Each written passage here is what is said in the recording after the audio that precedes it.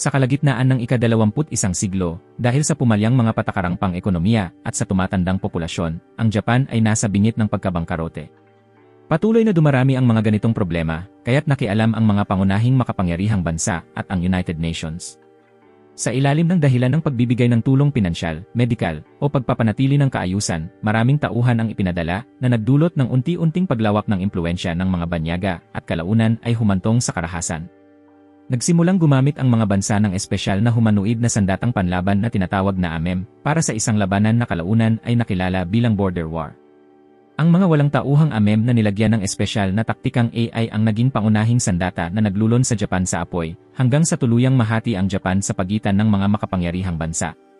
Natagpuan ni Shiba at ng kanyang mga kaibigan ang mga labi ng isang AMEM at agad nilang kinuha ang anumang bahagi na maaari pang magamit bago umalis. Habang pinag-uusapan nila ang kanilang mga natagpuan, nagtalo ang lahat kung paano gagamitin ang bawat bahagi ng AMEM, ngunit nanatiling tahimik si Shiba at walang sinabing anuman kahit siya ang pinakamaraming nakuha. Makalipas ang ilang sandali, inihatid ng grupo si Shiba pauwi sa kanilang bahay.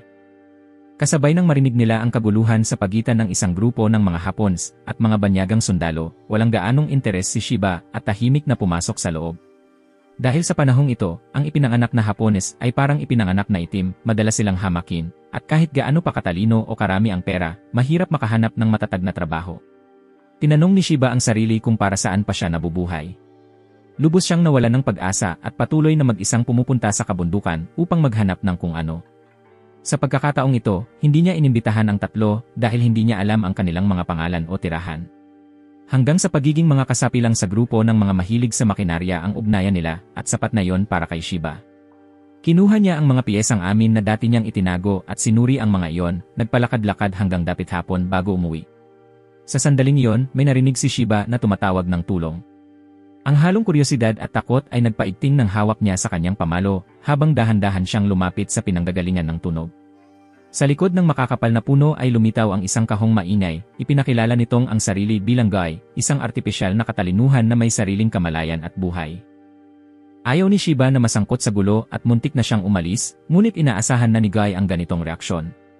Pinagalitan siya nito at alam pa na nagtago si Shiba ng kagamitang pangkomunikasyon mula sa amo.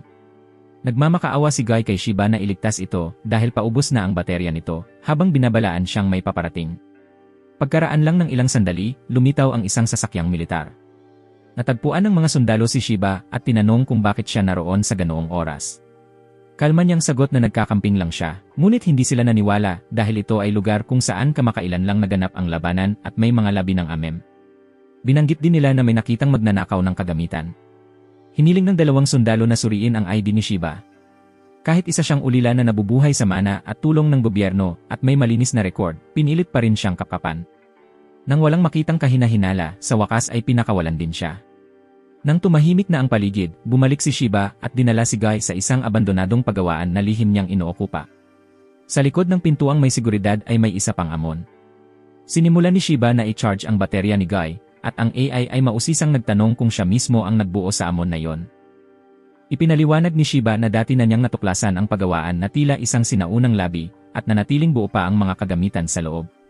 Matagal bago niya nabuksan ang pinto papunta sa lihim na silid at nang magawa niya ito, naroon na ang AMEM. Gayunman, wala itong sentral na kontrol na aparato kaya't masigasig niya itong pinag-aaralan hanggang ngayon. Iyon na rin ang tanging kaligayahang kaya pa niyang panghawakan sa panahong hati ang mundo. Ipinahayag ni Guy ang paghanga sa hilig ni Shiba at biglang nagtanong kung ano ang gagawin ni Shiba matapos niyang makumpleto ang AMEM. Nanatili siyang tahimik at hindi sumagot. Idinagdag ni Guy na kung para lang sa kasiyahan, ayos lang din yon dahil kahit noong border war, nagbabayad ang mga tao para sa tubig at popcorn upang panoorin lang ang dalawang robot na naglalaban, lahat iyon ay nagmula sa kanilang interes. Ayaw na ni Shiba makinig pa, kaya pinutol niya si Guy, pinagana ang signal jammer, at umalis, iniwan si Guy na nagcha-charge sa pagawaan.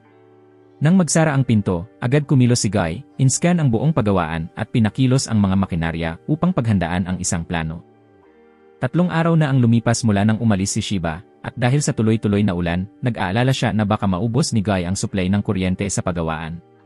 Kinabukasan, nahuli ng militar ang mga kaibigan ni Shiba habang sinusubukan nilang baguhin ang isang sasakyan gamit ang mga piyesa ng AMEM. Itinuring ng komandante na terorista ang tatlo, ipinakita sa kanila ang litrato ni Shiba, at humiling ng impormasyon kung ayaw nilang mamatay.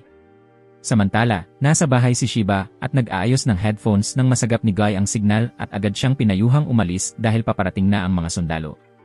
Gaya ng inaasahan, sinalakay ng mga sundalo ang bahay, ngunit hindi nila nakita si Shiba, kaya sinuri nila ang mga kamera sa paligid. Tumakbo si Shiba papunta sa pagawaan at namangha nang makitang natapos na ni Guy ang amem, ngunit bago pa niya ito lubos na maunawaan, nakasunod na ang mga sundalo sa kanya. Sa pamamagitan ng mga kamera, nakilala nila ang dalawang robot mula sa osinya kasama ang tatlong kaibigan ni Shiba na bihag. Pinaghinalaan ng komandante na kasapi si Shiba ng isang teroristang grupo at hindi pinakinggan ang paliwanag na ang tatlo ay mga mahilig lang sa pagbabago ng sasakyan. Agad niyang itinutok ang baril sa pagbabanta. Sa simula, handang sumunod si Shiba upang protektahan ang mga kaibigan niya. Ngunit nagsalita si Guy, sinabing habang buhay siyang ikukulong kung susuko siya. O maaari siyang lumaban at humanap ng ibang paraan. Inihalin tulad ni Guy si Shiba sa isang isdang may dalawang pagpipilian, tanggapin ang kulungan o tumalon sa Dragon Gate at magbagong anyo bilang dragon. Ipinayo nitong kung may tiwala si Shiba rito, dapat niyang sakyan ang amem. Walang pag-aatubili, nagpasya si Shiba na sakyan ito kasama si Guy. Nang walang makita ang komandante na anumang galaw, iniutos niyang paputukan ito. Mabilis na pumasok si Shiba sa cockpit at isinaksak si Guy na parang susi. Sa loob ng ilang segundo, natapos ang pagsusuri ng sistema at lumitaw ang pangalang Kenbu habang nagsimula ang retinal scan. Nakita ni Shiba ang buong eksena sa labas. Ngayon, lumitaw si Guy sa mas cute na anyo. Matapos magpakapamilyar sandali sa cockpit, pinabago ni Shiba ang anyo ni Kenbu tungo sa anyong tao.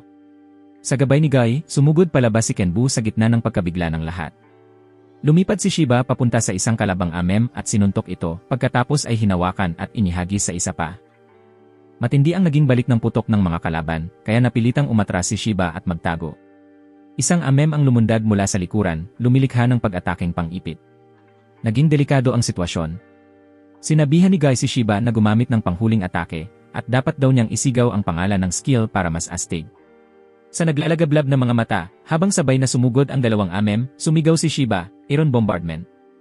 Ginamit ni Kenbu ang sandata nito upang butasin ang isang makina, saka mabilis na hinawakan ang nasa likuran at binangga ito sa natitirang kalaban. Sa unang pagkakataon sa buhay niya, tunay na naramdaman ni Shiba na siya ay buhay. Agad pagkatapos noon, isang sundalo ang humila sa tatlong kaibigan ni Shiba bilang mga bihag at inutusan siyang sumuko. Agad na nagsalita si Guy, sinabing siya na ang bahala.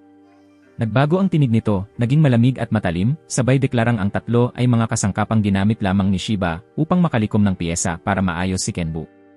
At ngayong kumpleto na ang makina, wala na silang halaga.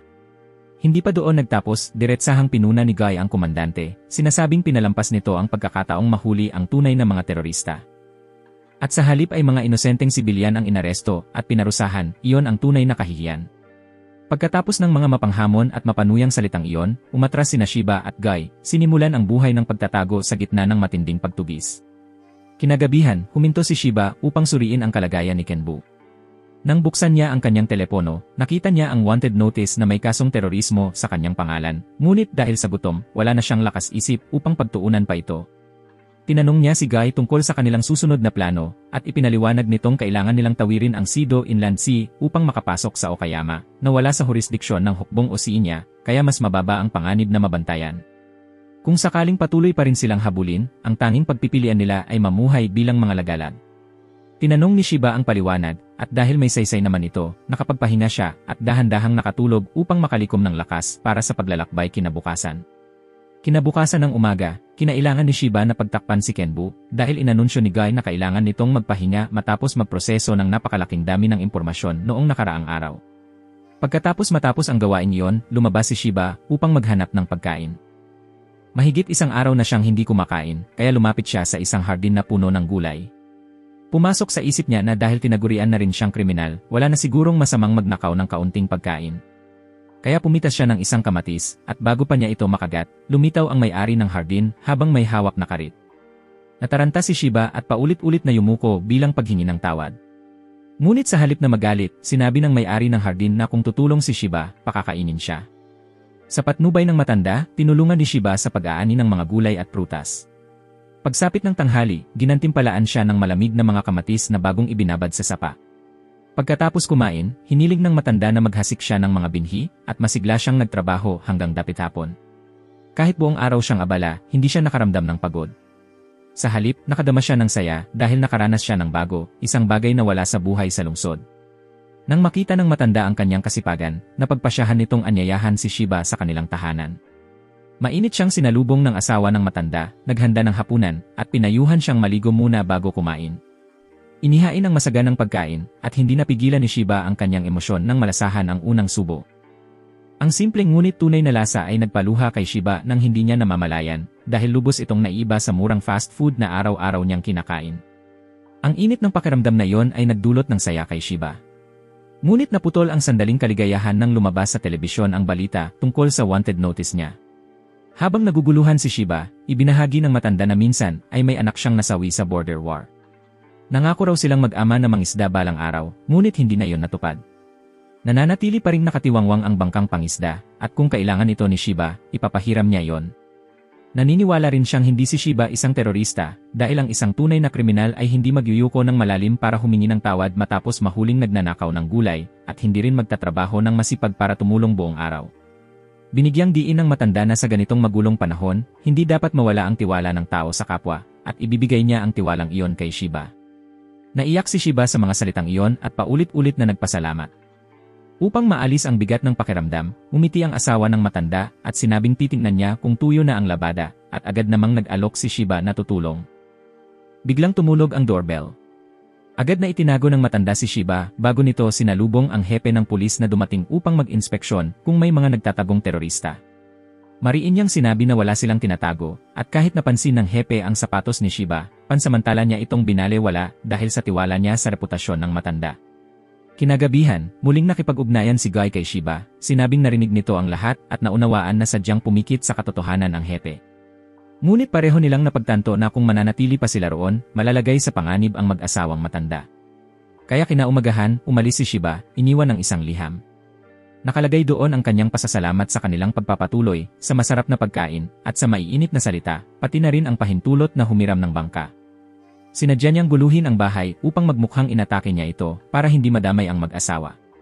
Ikinonekta ni Shiba ang bangka kay Guy at sinimulan ang panibagong paglalakbay. Gayunman, mabigat pa rin ang kanyang loob dahil patuloy na nadaragdagan ang mga kasong ibinibintang sa kanya. Bagaman karamihan ay hindi niya kagagawan, tiniyak ni Guy sa kanya na balang araw ay malilinaw rin ang lahat. Hanggat patuloy na kumikilos si Shiba pasulong. Sa narinig na yon, nakaramdam si Shiba ng mas matatag na kumpiyansa. Ipinahayag ni Guy na papalapit na sila sa kabilang pampang kung saan matindi ang naging labanan noong border war. Bago pa man sila makapaghanda, napalibutan na sila ng hukbong Asyano na bumuo ng pormasyon na may hindi bababa sa 12 makina. Dahil wala ng daan para umatras, ang tanging opsyon ni Shiba ay sumugod ng diretsyo. Sa mga tagubilin ni Guy, tumalo ng mataas si Kenbu at lumapag sa isang sirang tulay sa malapit. Mabilis na sumugod si Guy, pinabagsak ang isang amem, ginamit itong panangga, at itinulak silang pareho sa tubig. Ang nakakapanabik na pakiramdam ay kumalat sa buong katawan ni Shiba habang patuloy niyang tinalo ang dalawa pang kalaban. Namangha ang komandante ng hukbong Asyano sa liksi ni Kenbu. Samantala, na-detect ni Guy ang 4 na makinang nakatutok sa kanila mula sa malayo. Agad na pinasipan ni Shiba si Kenbu sa 2 kalaban at kinuha ang isang baril. Kahit hindi niya ito magamit dahil kailangan ng pagkakakilanlang beripikasyon, ginamit pa rin niya ang hawakan ng baril upang basagin ang ulo ng kalaban. Nang dumating ang mga karagdagang puwersa upang palibutan sila mula sa 4 na panig, mabilis na napansin ni Guy ang isang high-capacity na baterya sa malapit. Kapag pinasabog iyon, magbubukas ng daan para makatakas. Sinamantala ni Shiba ang pag-ulan ng mga bala, itinapon ang baterya, nagdulot ng malaking pagsabog, at nakatakas kasama si Kenbu. Gayunman, patuloy pa rin silang binabaril, at sunod-sunod na tama ang tumama sa binti ni Kenbu, dahilan upang ito'y matigilan. Agad silang pinalibutan ng mga kalaban at pinaulanan ng matinding putok sa cockpit. Iniutos ng komandante na patayin si Shiba. Natiis ni Kenbu ang unang bugso ng atake, ngunit nanatiling mapanganib ang sitwasyon, at sa pinakakritikal na sandali, isang putok ang umalingaw mula sa malayo na nagpabagsak sa isang amon. Agad na nagtaas ng alerto ang hukbong Asyano, sinisiyasat ang paligid para sa proteksyon. Ngunit dahil sa sobrang layo at sa kabundukang humaharang sa tanawin, hindi nila makita ang target, at bawat putok na binitiwan ay nagpabagsak ng tig-isang amon. Nang maubos na ang lahat ng kalaban, nagbukas ng komunikasyon ang piloto mula sa kabilang panig kay Shiba, ipinaalam ang lokasyong dapat niyang puntahan at ibinigay ang password. Pagkatapos noon, nagpaputok ang piloto ng 2 usok na granada na lumikha ng pagkakataon para makapag-atras si Kenbu ng ligtas. Dahil sa usok na yon, hindi natunton ng hukbong Asyano ang mga bakas ni Shiba. Makalipas ang kaunting sandali, nakilala na ni Shiba ang taong nagligtas sa kanya. Ipinahayag niya ang kanyang pasasalamat at ipinakilala ang sarili pati si Guy.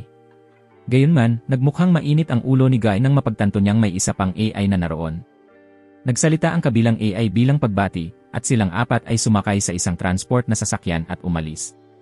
Ipinakilala ng kabilang AI ang sarili nito bilang E, habang ang piloto naman ay ipinakilala bilang Gashen, na noon ay seryosong nagmamasid at nagtatakda ng kanilang ruta. Ipinaliwanag ni Ina ang kalsadang iyon ay itinayo bago pa man sumiklab ang digmaang panghangganan, isang natirang bahagi ng proyekto ng highway. Ang daan ay pinunduhan ng pribadong kapital at itinayo ng palihim, kaya't lubos na walang kamalay-malay ang kalaban, at nagagawa nilang kumilos ng hindi natutunton. Nang siya naman ang tanungin, nag-usisa si Shiba kung sino si Gashen.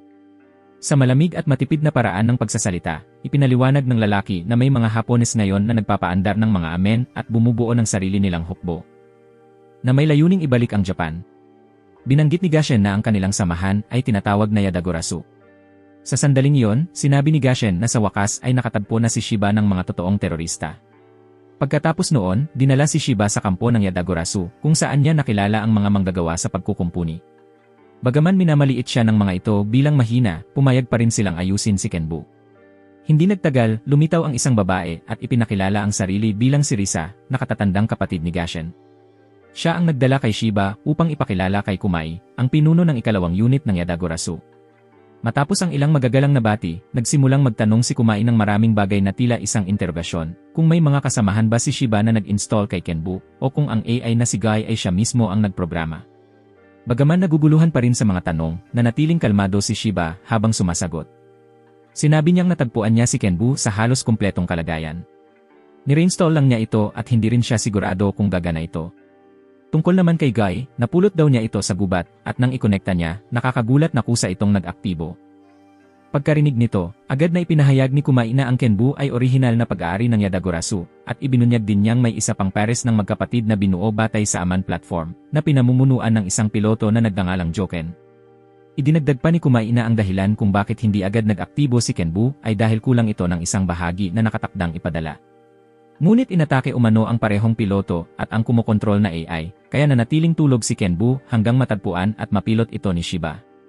Pagkarinig nito, tila naiinis si Guy at tinanong kung balak bang bawiin ng Yadagurasu si Kenbu. Sumagot si Kumai na hindi magiging makatarungan iyon para kay Shiba, at sa halip ay nag-alok ng ibang kasunduan. Maaaring piliin ni Shiba na sumali sa kanila. Ipinaliwanag niyang ang Yadagurasu ay hindi isang teroristang organisasyon gaya ng sinasabi ng propaganda, kundi isang puwersang lumalaban sa pamahalaan.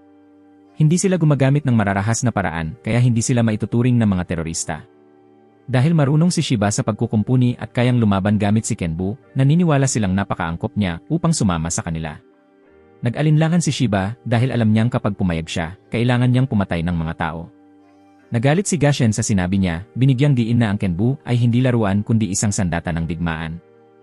Ipinakita ni Gashen kay Shiba ang isang video kung saan maraming Hapones ang walang awang pinaslang, sa kanya ito pinuna, sinasabing nasa mga kamay ni Shiba ang kapangyarihang mailigtas sila, ngunit ang kanyang pag-aatubili ay tanda ng kaduwagan.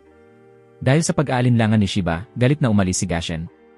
Ipinaliwanag naman ni Kumai na minsang pinangarap ng ama ni Gashen na muling buhayin ang Japan, ngunit siya ay namatay bago ito matupad, kaya ganoon na lamang ang pagiging padalos-dalos at determinadong matapos agad ni Gashen ang pangarap ng kanyang ama. Sa huli, sinabi ni Kumai na nasa kamay ni Shiba ang desisyon. Maaari siyang tumanggi, at kung gugustuhin niya, tutulungan pa rin nila siyang mabawi ang kanyang pagkakakilanlan bilang mamamayan at makapamuhay muli ng normal sa ibang pangalan, ngunit kapalit niyon ay kailangang isauli si Kenbu. Pagkarinig nito, nanatiling tahimik si Shiba at sinabing kailangan niyang mag-isip. Pag-alis niya roon, naupo siya sa bakuran at tahimik na nagmuni-muni. Dumating si Risa at sinimulang makipag-usap sa kanya. Umupo si Risa sa tabi niya at marahang nakipagkwentuhan. Kaagad namang tinanong ni Shiba kung bakit siya sumali sa hukbong nag-aklas. Dahan-dahang ikinuwento ni Risa na minsan ay nagkaroon siya ng masayang pamilya, ngunit lahat sila ay namatay sa isang aksidente sa kalsada, na pangunahing sanhi ng isang sasakyang militar mula sa hukbong Asyano. Dahil sa diplomatic immunity, hindi na parusahan ang mga responsable at sa halip ay isinisipa sa pamilya niya ang insidente, pinilit silang magbayad ng danyos. Ang alaala na iyon ay nag-umapaw ng galit sa puso ni Risa, at naniwala siyang marami ring Hapones ang may kaparehong hinanakit, kaya't buong puso siyang nagsanib sa kilusan para sa muling pagbabangon ng bansa. Pagkarinig nito, mahina namang sinabi ni Shiba na wala siyang sapat na dahilan para sumali dahil namatay ang kanyang mga magulang sa sakit at walang kinalaman sa militar. Noong una, itinuring lamang niya ang pagbuo kay Kenbu bilang isang libangan, ngunit mula nang lumaban siya kasama sina Guy at Kenbu, naramdaman niya ang kasabikan ng labanan. Bagaman nilalamon pa rin siya ng takot tuwing hinaharap ang kamatayan, marahang inilagay ni Risa ang kanyang kamay sa balikat ni Shiba, sinabing ipinadala siya upang hikayatin itong sumali sa Yadagorasu. Ngunit kung kapatid niya ito, hihilingin lamang niyang mamuhay ito ng mapayapa. Pinayuhan ni Risa si Shiba na pahalagahan ang sarili. Sinabi ni Risa na kung walang taong nasa tabi mo, hindi magiging masaya ang sinuman. Ang mga salitang iyon ay nagpapaalala kay Shiba sa matandang mag-asawang minsang nagpatuloy sa kanya at unti-unti siyang nakabuo ng sariling desisyon. Kinagabihan, inanunsyo ni Kumai na pinaigting ng hukbong Asyano ang seguridad matapos ang insidente kay Kenbu, kaya pansamantalang ipagpapaliban ng Yada ang kanilang mga plano at babalik muna sa punong himpilan. Binanggit ni Risa na hindi pa niya alam kung sasang-ayon si Shiba na sumali, habang si Gashin naman ay patuloy na hindi masaya. Kinabukasan, ginising ni Gashin si Shiba para sa pagsasanay, binigyan siya ng listahan ng mga ehersisyo at agad nagsimula, kaya napilitan si Shiba na sumabay. Samantala, dinala ni Risa si Guy upang suriin ang mga aksesory na ikinakabit para kay Kenbu. Pagsapit ng hapon, pagod na si Shiba, at pinaalalahanan lang siya ni Gashin na ito pa lamang ang simula bago ito umalis. Sa gabi, nakahiga si Shiba habang masiglang ikinukwento ni Guy ang kahusayan ni Kenbu, ngunit mabilis siyang nakatulog. Kinabukasan, muli siyang tinawag ni Gashin, at pagsapit ng gabi, lubos ng pagod si Shiba, ngunit nakatanggap siya ng mga salita ng paghimok mula sa lahat, pati na rin ng isang inuming pampasigla. Lumipas pa ang ilang araw, at unti-unting nasanay si Shiba, habang nasasaksihan naman ni Guy ang bawat pagbabago kay Kenbu. Isang araw, pinayagang matapos ng maaga ni Gashin si Shiba. Sa pag-uwi niya, tinawag siya ni Risa upang ipakita si Kenbu na may bagong baluti, espada, at artilyeriya na hindi niya maiwasang hangaan. Pagkatapos noon, inanyayahan siya ni Risa sa batis, kung saan siya ay walang pag-aalinlangang naghubad at hinila si Shiba papasok sa tubig. Habang naliligo, tinanong niya kung nakapagdesisyon na ba si Shiba tungkol sa gagawin pagdating nila sa Hiroshima. Inamin ni Shiba na natatakot pa rin siyang lumaban, ngunit nakita niyang hindi masasama ang mga tao rito. Kaya susunod siya sa kanila at lalaban kasama si Kenbu. Ngumiti si Risa at hinaplos ang ulo niya bilang paghimok. Kinagabihan, nagkwento si Shiba kay Guy na sumagot na palagi itong susuporta sa kanya. Ipinabatid din ni Risa kay Kumai ang nangyari. Kinabukasan, sinubukan ni Shiba at Guy ang pinahusay na Kenbu. Mabilis kumilos ang makina, at kahit isang malaking bato ay napilas nito sa gitna. Pagkatapos, kinuha ni Gashin ang kontrol, ipinaliwanag na kailangan niyang maging pamilyar dito sakaling mamatay si Shiba, at gusto rin niyang subukan ni Shiba ang pagmamaneho ng sarili niyang makina. Isang pagsasanay na laban ang itinakda, kung saan pinamunuan ni Gashin si Jogon habang tinutulungan naman si Shiba ni Guy. Pantay ang labanan, ngunit walang tigil sa pagsasalita si Guy, na labis na nakaistorbo kay Gashin, habang pinayuhan naman ni si Shiba na magpalit-palit ng sandata ng mas maayos. Nang isang sandali ay napatigil si Shiba, agad siyang nilapitan ni Gashin. Ipinaalala ni Lee na gamitin ang kalasag at bunutin ang kutsilyo upang madisarmahan ang kalaban. Ngunit nakaganti pa rin si Gashin, tinamaan ang balikat ni Jogon, kaya nagtapos ang laban sa tabla. Sa wakas, kinilala ni Gashin si Shiba bilang isang tunay na piloto. Ngunit hindi nagtagal ang saya dahil biglang inatake ang kampo ng isang itim na amem na mabilis na papalapit. Ang itim na amem ay unang umatake sa mga sasakyang pang-transport na may dalang mga piyesa ng amem at pinulbos ang mga ito. Pagkatapos sirain ang mga yon, inilipat nito ang atensyon sa mga puwersang rebelde. Habang pabagsak na ang higanteng braso nito, sumugod si Kenbu upang harangin yon at agad silang nagsagupaan. Napansin ni Guy na labis ang init na nilalabas ng braso ng kalaban at iniulat na walang datos tungkol sa estruktura o mga kakayahan ng ganitong uri ng amam, kaya kailangang mag-ingat ng husto ang buong grupo. Sa sandaling iyon, dumating si Risa upang magbigay ng suporta, ngunit matapos lamang ang ilang putok, biglang sumugod ng malapitan ang itim na amem at tinamaan siya ng isang bugso na agad niyang ikinamatay. Nabigla si Shiba sa biglaang pagkamatay. Napilitan si Guy na sumigaw, mahigpit na inuutusan siyang umatras kaagad upang maiwasan ang susunod na atake ng kalaban. Kasabay noon, iniutos ni Kumai sa dalawa na bumili ng oras dahil kailangan nilang magpaliban upang mailikas ang lahat ng tao sa kampo. Nang matanto ni Gashin na ang makinang nasa harapan niya ang parehong pumatay sa kanyang ama, tuluyan siyang nawalan ng kontrol. Hindi niya pinansin ang mga babala ni Lee at buong lakas na umatake. Bumalik sa kanya ang mga lumang alaala. Naalala niyang minsan ay nakiusap siya sa kanyang ama na siya ang payagang magpatakbo kay Jogon sa halip ng makinang panagsanay. Pumayag ang kanyang ama, iniisip na walang panganib, at makalipas lamang ang ilang sandali nang umalis ito, inatake na ng Aiden ang kanyang unit. Dumating si Gashin ng huli, nasaksihan lamang niya ang pagkamatay ng kanyang ama sa kamay ng itim na makina. Nangako siyang ipaghihiganti ito sa anumang paraan. Binalaan siya ni Lina ang kanyang pisyolohikal na mga tagapagpahiwatig at neural load ay lumalampas na sa ligtas na antas. Hinimok siya ni Lee na pigilan ang sarili upang mapanatili ang eksaktong kontrol kay Jogon. Iwinasiwas ng itim na amem ang sandata nito diretsyo kay Jogon at agad namang sumugod si Kenbu upang harangin ang hampas. Patuloy na sumigaw si Gashin kay Shiba na lumayo, habang iginigiit naman ni Kumai na magtulungan silang dalawa sa laban dahil kapag natalo sila, mamamatay ang lahat sa base. Nagpatuloy si Lee sa pagbibigay ng mga salitang pampakalma at tinulungan si Gashin na maging matatag, bagaman kapwa kinumpirma ni Nagai at Lee na wala silang anumang taktikang datos tungkol sa kalaban. Ang tanging impormasyong nakuha ay winawasak ng makinang ito ang lahat ng madaanan na nagdulot ng matinding kaswalti sa parehong hukbong Asyano at hilagang Amerikano. Tinawag ng militar itong Ghost. Mabilis at matindi ang unang pag-atake ni Ghost, tinulak nito si Kenbu paatras at sunod-sunod na inilunsad ang mga kombinadong atake laban kay Shiba. Nagpaputok si Gashin bilang suporta, ngunit biglang umurong si Ghost, ginamit ang baril na ninakaw mula sa mga puwersa ng rebelde upang gumanti ng putok. Nalito si Shiba dahil hindi na kailangang sumailalim sa pagkakakilanlan upang paganahin ang sandata. Ipinaliwanag ni Ina noong nakipaglaban si Gashin sa kanyang ama na wala ng isang braso si Ghost.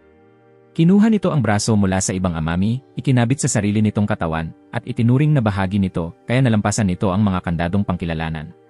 Patuloy na gumalaw si Ghost na parang isang multo. Itinutok ni Jogon ang baril upang paputukan ito habang sumugod naman si Kenbu upang harangin ang daraanan nito. Inis na sinabi ni Gashin kay Shiba na lumayo sa linya ng kanyang putok. Sumagot si Gai na kung ganoon, dapat tamaan niya ng eksakto. Sa kabila ng palitan ng salita, umatras silang dalawa ng may kontrol at ang maayos nilang pagkakasabay ay nakagambala kay Ghost. Sa sandaling iyon, nakipag-ugnayan si Mizuki mula sa maintenance team upang ituro ang lokasyon ng paghahatid ng sandata. Nagpaputok si Gashin ng mga bulag na bala upang lituhin ang mga sensor ni Ghost. Parehong pinabilis ni Shiba at Gashin ang takbo patungo sa koordinado ng supply. Nang matukoy ni Ghost ang kanilang plano, agad itong sumunod. Natanggap ng dalawa ang kanilang mga sandata eksaktong paglapit ni Ghost. Umatras ang tatlong makina sa mga posisyong pananggol. Unang umatake si Ghost. Hinarang ng Heatblade ni Kenbu ang unang hampas habang nagbigay ng sniper support si Jogon. Tinabig ni Ghost ang espada pagkatapos ay bumilis ng takbo diretsyo kay Jogon. Habang tumatakbo si Kenbu para tumulong, inihagis ni Ghost ang katawan ni Jogon papunta kay Kenbu. Naasahan na ito ni Gai at inutusan si Kenbu na tumalon, magpalit sa baril, at magpaputok ng sunod-sunod mula sa itaas. Nang itaas ni Ghost ang braso para harangin, agad lumapit si Shiba, tinaga ang isa nitong braso, at saka sinaksak ang binti upang hindi ito makagalaw. Si Gashin ang tumapos. Nagpalit siya sa armor-piercing rounds at sunod-sunod na pinaputukan ang ulo ni Ghost. Kahit malubha na ang pinsala sa ulo nito, gumalaw pa rin si Ghost. Tumalo nito sa likod ni Kenbu, itinulak ng malakas, dahilan para bumagsak si Kenbu sa ibabaw ni Jogon at sabay silang naipit sa lupa. Pagkatapos ay inactivate nito ang reactor, naghahanda para sa self-destruction. Mabilis na uminit ang paligid, nagbago ang kulay ng armor nito mula itim patungong pula. Naipit si Shiba at Gashin, kapwa iniisip na mamamatay sila. Nang itutok ni Kamui ang artileriya sa kanilang lokasyon, inutusan niya silang barilin ang mga kasukasuan. Pagkaloos ng mga joint, nakawala si Kenbu at Jogon, tumakas, at nagtago para makapagtakip. Hinintay nilang sumabog si Ghost, ngunit patuloy lang itong naglalabas ng init nang walang anumang senyales ng pagsabog. Pagsapit ng hapon, iniulat ni Kamui na marami ang nasawi at nasirang kagamitan.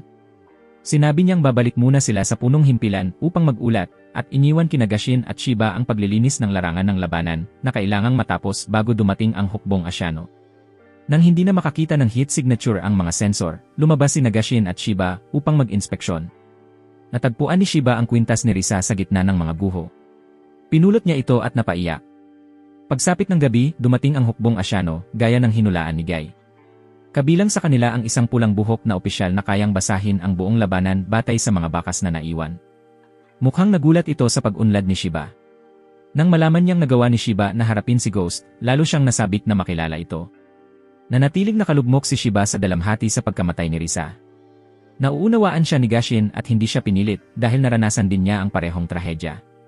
Kinolekta ng pulang buhok na opisyal ang lahat ng impormasyon tungkol sa tatlong amem at napagpasyahan niyang si Kenbu ang orihinal na modelo. Si Jojen ay may sniper configuration, samantalang nanatiling hindi malinaw ang mga espesipikasyon ni Ghost.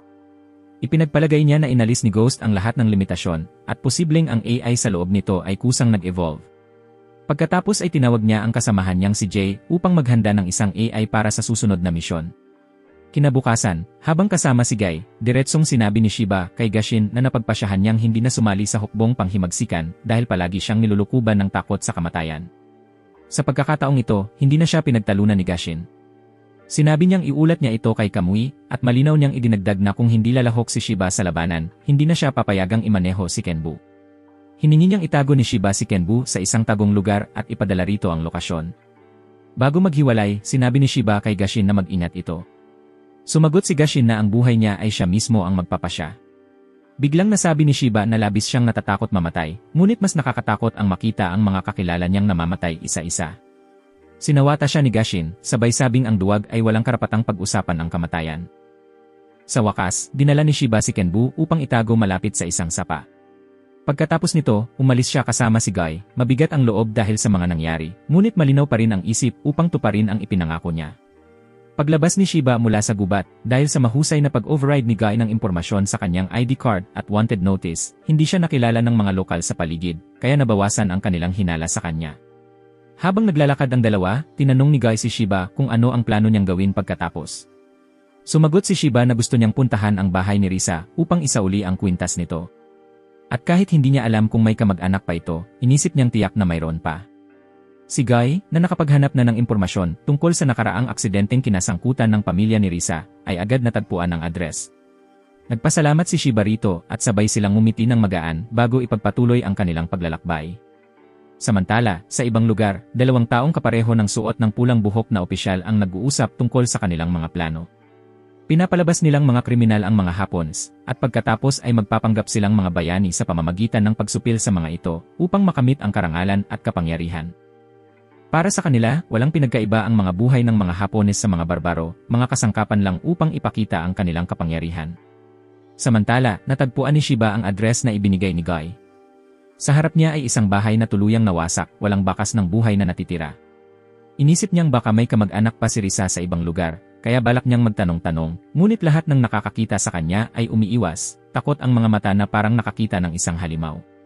Sa gitna ng kanyang pagkalito, lumapit ang isang batang babae at nagtanong kung kaibigan ba siya ni Risa. Pagkatapos noon, isang lalaking may seryosong mukha ang lumapit, tinitigan siya ng matalim at nagtanong kung sino siya. Nagpakilala si Shiba at iniabot ang kwintas. Tumahimik ang lalaki nang makita ito, saka siya dinala palayo. Sa loob ng sasakyan, ipinaliwanag ng lalaki na winasak ng hukbong Asyano ang bahay ni Risa. Wala nang natira sa mga kamag-anak nito, at kumalat ang balitang sumali si Risa sa hukbo ng mga nag-aaklas. Ang utos na iyon ay galing sa bagong talagang kinatawan ng gobernador, na hindi lamang nanghuhuli ng mga tao kundi tinatakot din ang mga kamag-anak ng mga ito. Marami pang ibang pamilya ang nagdusa sa parehong kapalaran, isang ganap na kampanya ng panunupil. Dinala siya ng lalaki sa isang kainan sa gabi kung saan nagtipon ang ilang kababata ni Risa. Masaya silang nagkukwentuhan tungkol sa mga masasayang alaala, walang kamalay-malay sa malupit na katotohanan. Ngunit kinailangan ni Shiba na sabihin sa kanila na wala na si Risa magpakailanman. Pagkasabi noon, natahimik ang lahat. May ilan na napaiyak, lahat ay naalala ang kabaitan ni Risa at ang pagiging handa nitong tumulong sa iba. Tinanong nila si Shiba kung ano ang gagawin niya pagkatapos. Sumagot siya na dahil hindi niya alam kung nasaan ang mga kamag-anak ni Risa, ilalagay na lang niya ang kwintas sa puntod ng pamilya nito. Natahimik ang mesa hanggang sa nagsalita ang may-ari ng kainan, sinabing alam niya kung saan naroon ang libingan, nasa kabundukan at medyo matagal marating.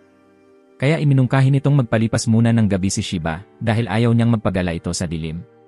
Una, gusto sana niyang tumanggi, ngunit hiniling ng lahat na manatili siya at nagpasya silang sabay-sabay na bibisita sa puntod kinabukasan.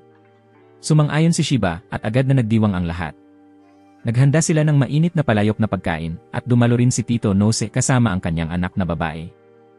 Pagkatapos ng kainan, umalis ang mag-ama mula sa kainan. Habang tumatawid sa berdeng ilaw, biglang lumitaw ang sasakyan ng gobernador. Ibinaba nito ang bintana at walang pakundangang sinisi si Tito dahil nadumihan daw ang kanyang Amerikana.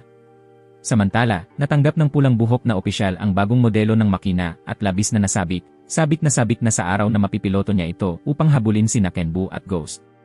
Sa oras na yon, nagtatago si Ghost sa loob ng kuweba, nag-ayos ng sarili. Kinabukasan, kumalat ang balitang nawawala na sina Tito Nose at ang kanyang anak. Nang puntahan ng mga tao ang bahay nila, wala nang kahit anong gamit na natira, kaya't naguluhan ang lahat. Isa sa mga kaibigan ni Risa ang nagsabi ng chismis na sinumang mapansin ng gobernador ay nawawala kinagabihan, dinadala raw sa mainland na parang ipinagbibili sa Cambodia. Malinaw na narinig ni Guy at Shiba ang lahat. Sinuri ni Guy ang datos mula sa mga kamera at napansin nitong walang sasakyang militar na umalis ng lungsod, kaya't ibig sabihin ay nasa paligid pa rin si Tito Nose. Ngunit wala si Shiba ng sapat na kredibilidad para mapaniwala ang lahat. Kaya ibinunyag ni Guy ang isang personal na lihim ng isang tao bilang patunay, dahilan para paniwalaan siya ng lahat. Nagpa siya ang grupo na pumunta sa tirahan ng gobernador upang hilingin ang pagbabalik ng mga nawawalang tao. Agad na naiparating ang impormasyong ito kay Kamui, na parehong nakaramdam ng simpatsya kay Shiba, at nagpaalam din na pagbalik niya sa punong himpilan, magkakaroon siya ng bagong kasamahan, isang piloto na may sariling disenyo batay sa Kenbu. Sa tirahan ng gobernador, siya at ang kanyang mga tauhan ay nag-uusap tungkol sa plano nilang ipagbili si Tito Nose bilang sapilitang manggagawa at ibigay ang anak nito sa mga bulok na tao. Ngunit dumating ang balita na may mga Hapons na nagtitipon sa labas upang magprotesta. Nanatili si Shiba sa kainan, ngunit di nagtagal ay kumalat ang balita na inaresto ang grupo ng mga nagprotesta, kinasuhan ng mga gawain kontra gobyerno. Natunton ni Guy na maraming sasakyang militar ang umalis, patungong mga tirahan para sa mga pag-aresto. Agad nitong pinaalis si Shiba mula sa kainan, habang sinabi naman ng may-ari sa kanya ang lokasyon ng puntod ni Risa at hiniling na ipadala ang kanyang pagbati. Itinulak siya palabas bago pa dumating ang mga sundalo. Nahuli ang grupo ni Tito Nose, ipinarada sa mga lansangan at hinatulan ng kamatayan. Pinanood ni Shiba sa screen ng kanyang telepono, naninikip ang dibdib nang makita niyang binaril sa mismong lugar ang isa sa kanila. Bumigay siya sa pag-iyak, natanto ang sarili niyang kaduwagang palaging tumatakas at iniiwan ang mga taong nag-abot ng tulong sa kanya. Sa sandaling iyon, sinabi ni Guy na kung galit si Shiba sa sarili niyang kahinaan, bakit hindi siya magbago upang maging mas mabuti at na palagi itong naroon upang suportahan siya. Ang mga salitang iyon ang nagpagising kay Shiba, pinatatag ang kanyang loob. Mula sa batis kung saan nakatago si Kenbu, kumislap ang liwanag mula sa mga mekanikal nitong mata. Kinahapunan, habang papatayin na ang grupo, yumanig ang lupa at sumugod palabas si Kenbu, taas ang kalasag. Nataranta ang gobernador at nag-utos ng pag-atake. Ngunit hindi man lang karapat-dapat matawag na AMEMS ang mga iyon. Madaling natalo ni Shiba ang mga ito, hinablot ang isa at inihagi sa kasunod. Pagkatapos, binigyan niya ng isang higanteng suntok malapit sa gobernador, dahilan para ito manginig at magmakaawa para sa buhay. Sa sandaling iyon, ipinalaganap ni Guy sa buong mundo ang lahat ng ebidensya ng human trafficking ng gobernador. Nalantad ang hubad na katotohanan, habang mula sa malayo, pinagmamasdan ng pulang buhok na opisyal ang pangyayari, tumatawa ng malakas at bumigkas ng mga salitang papuri. Binalaan ni Shiba na kung sakaling muling maglakas loob ang gobernador na saktan ang mga Hapon, pupuntahan niya ito gabi-gabi sa bahay nito. Pagkasabi noon, umalis si Shiba at pinalaya sina Uncle Nose at ang kanyang anak na babae.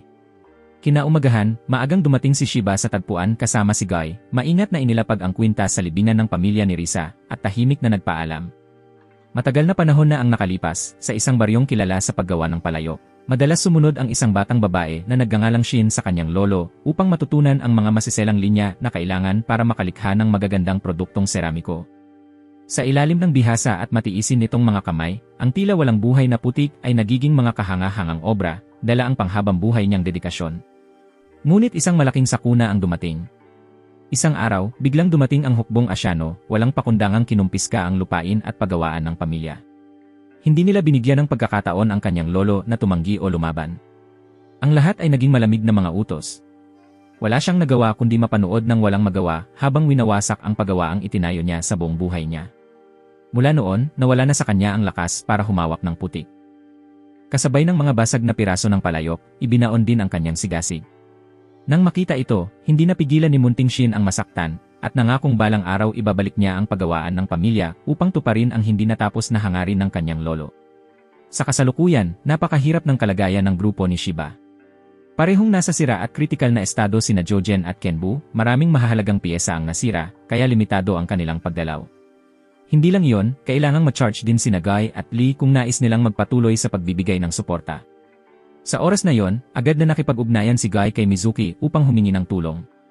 Gustong-gusto nitong tumulong, ngunit siya rin ay nasa alanganing kalagayan, kailangang umiwas sa habulan ng hukbong Asyano habang nagmamadaling bumalik sa punong himpilan.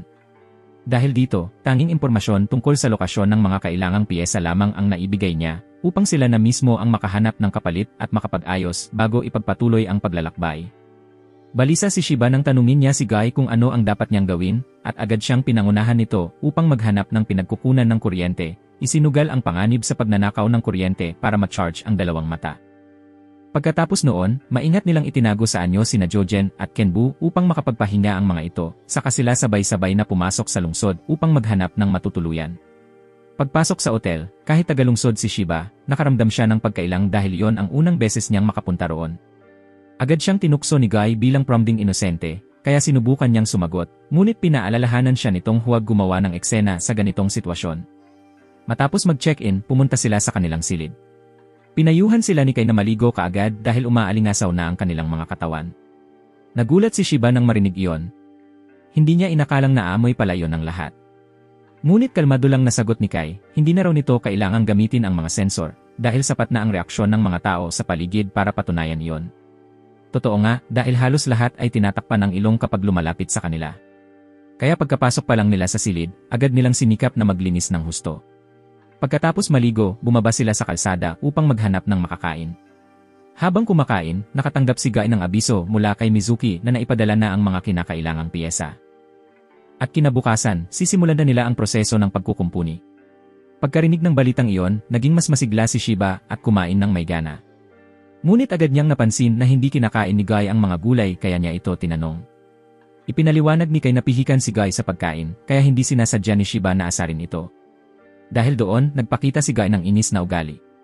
Napagtanto ni Shiba na nakapagsalita siya ng hindi tama, kaya agad siyang humingi ng tawad, inaamin na dahil wala siyang mga kaibigan noon, hindi siya sanay makisalamuha sa iba. Sabay naman siyang sinabihan ni Nakay at Guy na huwag mag-alala, dahil ang pagiging magaspang ni Guy ay paraan lang nito upang itago ang kahinaan sa loob. Gayunman, hindi pa rin naiwasan ng tatlo ang ilang maliliit na pagtatalo. Samantala, sa kabilang panig, matapos marinig ng hukbong Europeo ang mapanghamong talumpati ni Shiba, at matapos silang dumanas ng matinding pinsala sa kanilang ekonomiya at dangal dahil sa Asya, nagsimula silang maghanda ng masinsinan para sa isang malaking digmaan. Sa kanilang mga puso, umusbong ang pag-asang muling mamumulaklak ang bulaklak ng labanan sa gitna ng dugo at pulbura. Kinabukasan, sumakay sina Guy at Shiba ng bus upang kunin ang mga piyesa. Habang nasa biyahe, sinabi ni Guy kay Shiba na tumingin pababa sa lungsod ng mga Hapon na ngayoy lubos ng nasakop kung saan ang mga tao ay nabubuhay sa ilalim ng pang-aapi at kahirapan. Sinabi niya na balang araw, babawiin niya ang lupang iyon. Pagkatapos noon, tumigil silang dalawa sa isang bar na palihim na pinapatakbo ng mga puwersang rebelde. Nang bigkasin ni Guy ang tamang password, iniabot ng may-ari ang mga kalakal at nagpahayag ng pag-asa kay Shiba matapos marinig ang kanyang talumpati. Ngunit pagkalabas nila, isang malakas na pagsabog ang narinig mula sa direksyon ng daungan. Walang takot na nagdala ang hukbong Europeo ng mga amam upang salakayin ang teritoryong kontrolado ng hukbong Asyano. Gumanti ng atake ang hukbong Asyano, ngunit mahina at walang saysay. Mabilis na nakihalo si Guy at Shiba sa nagliliksang mga tao upang obserbahan ang sitwasyon. Nagpapaputok ng walang pinipili ang hukbong Oseaniano, kahit mga sibilyan, kaya lalo pang naging magulo ang paligid. Pagdating nila sa lugar ng kumpol ng mga tao, inanalisa ni Guy na malamang ay hindi na prioridad ng hukbong Asyano ang paglilikas ng mga sibilyan, kundi ang pagtuon ng lahat ng puwersa sa depensa. Hindi ito matanggap ni Shiba at nais niyang humanap ng paraan para makatulong, at pumayag naman si Guy. Agad nilang nahak ang mga komunikasyon ng mga sibilyan upang idirekta ang mga ruta ng paglikas. Hindi lang doon nagtapos, kinuha rin ni Lee at Guy ang kontrol sa lahat ng display screen ng lungsod upang gabayan ang mga tao sa tamang daan ng pagtakas. Ngunit napakabilis ng pag-atake ng hukbong Oseaniano at may pangamba na hindi sila aabot sa oras. Iminungkahi ni Shiba na gamitin si Kenbu para tumulong, ngunit inanalisa ni Guy na kung babalik sila upang kunin ito at saka bumalik muli, wala nang matitirang buhay. Sa puntong ito, tuluyan ng pinabayaan ng kumandanting Asyano ang mga sibilyan, iniisip na ang kanilang kamatayan ay magiging dahilan upang umikot ang opinyon ng mundo laban sa Oseania. Nagpupumilit ang mga tao na makatakas sa gusali, ngunit pinigilan sila ng mga sundalong Asyano. Biglang may bumagsak na wasak na amam ng mga Asyano sa kanila, winasak ang buong gusali at nagdulot ng matinding takot sa mga sibilyan. Pagkatapos ay dahan-dahang lumapit ang mga puwersa ng Oseania. Sa sandaling tila wala ng pag-asa, isang bagong amam ang biglang lumitaw. Gumalaw ito ng may pambihirang bilis, sa isang kisap mata ay nakalusot ito sa gitna ng pormasyon ng kaaway. Tinawag nitong sarili nitong Reiki, kumikilos ang ngalan ng katarungan. Pagkatapos ng pagpapakilala, Agad pinutol ni Reiki sa kalahati ang isang amami, sa katumalon ng mataas, ginamit ang katawan ng kalaban bilang panangga, at tuloy-tuloy na sumugod, pinabagsak pa ang tatlong amami. Hindi pa ito tumigil, lumingon ito upang burahin ang mga sundalong Asyano, pagkatapos ay dumiretso patungo sa artileriya, mabilis na tinalo ang mga ito sa loob lamang ng ilang sandali. Ang mga mapa ng dalawang panig ng command ay napuno ng pulang tuldok, senyales ng mga nawasak na unit, at umabot sa 70% ang antas ng casualty, dahilan upang mabilis umatras ang hukbong Oseaniano. Namangha si Shiba at Guy sa kanilang nakita, halos hindi makapagsalita sa tindi ng kapangyarihan nito. Pagkatapos ay inanunsyo ni Guy na ito ang bago nilang kasamahan. Pagkatanggap ng utos na magtipon, agad silang umalis, patungong kalaliman ng kagubatan, habang lumulubog ang araw. Doon, nasilayan nila mismo si Reiki. Bati sana si Shiba, ngunit biglang nagsalita ang kabilang amami, mapangahas na ipinakilala ang sarili bilang Angelo. Ipinagyabang nitong mahal nito ang mga babae, at labis na nasusuklam sa mga lalaki, at pinilit pa sina Guy at Shiba na yumuko bilang pasasalamat sa pagkakaligtas sa kanila. Matapos ang mahabang pananalita ni Angelo, sa wakas ay ipinakita nito ang piloto nito.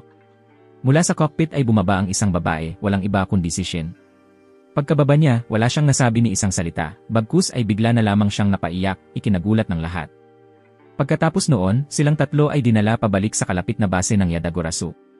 Sa grupo, si Shin ang unang nagsalita, hiyang-hiya sa kakaiba niyang pagpapakilala na puno ng luha. Pagkatapos, kusa niyang ipinakilala ang sarili at nakipagkwentuhan kay Shiba. Sa kabilang banda, nanatiling malamig at tahimik si Guy, taglay pa rin ang kanyang bastos at brusko na ugali. Mula sa mga ibinahagi ni Shin, nalaman ni Shiba at Guy na ang laban kaninang umaga ang una niyang totoong karanasan sa labanan. Dati, ang pangunahing trabaho niya ay bilang tagapag-ayos lamang sa Yadagarasu. Ngunit biglang lumitaw si Angelo at sinabi sa kanya na siya ay dapat maging piloto. Hindi siya nag-alinlangan ni sandali, pumayag agad siya, dahil ayon sa kanya, may tiwala si Angelo sa kakayahan nitong makilala ang mga tao. Gayunman, tinukso ni Guy at kay na ang totoo ay talagang sabik lang si Angelo sa mga babae. Kalaunan, naging masigla ang samahan ng tatlo, habang nagsimula silang magbiro ng malakas, na labis na nagpasakit ng ulo ni Guy. Samantala, pumunta si Watt at ang kanyang matalik na kaibigan upang makipagkita sa commander. Tinawag sila ng commander upang ipahayag na natukoy na ang kinaroroonan ni Ghost. Ayon sa mga ulat, si Ghost ay tiyak na isang makinang walang piloto na may AI na kayang mag-isip ng mag-isa. Gayunman, nananatiling misteryo kung sino ang totoong kumokontrol dito. Sunod-sunod na natalo ni Ghost ang mga puwersa mula sa Hilagang Amerika, Asya, Eurasia, at Oceania. Dahil dito, hinahangad ng mga mataas na pinuno ang pagkamit kay Ghost upang magkaroon ng bentahe sa digmaan. Iniutos ng pinuno kina Watt at sa kanyang kaibigan na hanapin ito sa abot ng kanilang makakaya, at kung magkaroon ng pagkakataon, sirain agad upang hindi ito mapasakamay ng ibang bansa. Matapos ang usapang opisyal, lumipat ang commander sa mga personal na bagay. Sa nakakagulat na pagkakataon, ang commander pala ay tunay na ama ni Watt. Inutusan niya ang anak na umuwi sa darating na pista opisyal dahil labis na nangungulila sa kanya ang kanyang ina. Tumango si Watt bilang pagsang-ayon, saka umalis. Gayunman, sa loob ng sasakyan, alam na alam ng kanyang kasama na muling ilulubog ni Watt ang sarili sa trabaho sa panahon ng bakasyon dahil napakarami pa rin ng mga misyong kailangan niyang tapusin. Sa daan, huminto si Watt sa isang pamilyar na panaderya. Masayang binigyan siya ng may-ari ng dagdag na tinapay dahil alam nitong nais ng alyansang Hilagang Amerikano na muling buhayin ang Japan. Ngunit alam ni Watt na mananatili pa rin ang kontrol sa kamay ng militar ng Hilagang Amerika. Kahit makamit pa ng bansa ang kalayaan, hindi pa rin makakalaya ang sentrong pamahalaan mula sa kanilang pagkakahawak. Nababahala si Watt na unti-unting magiging kolonya ang Japan at ayaw niyang manatiling umaasa ang mga tao sa mga banyagang kapangyarihan, kailangan nilang tumindig sa sarili upang bawiin ang nararapat sa kanila. Matapos kumain, nagpatuloy sa paglalakbay ang dalawa. Sa loob ng kotse, inamin ni Watt na hindi naman talaga siya ayaw umuwi, kundi dahil ampon siya. Ang iba pang mga bata sa bahay ay pareho rin ng sitwasyon, ngunit hirap siyang makibagay sa kanila.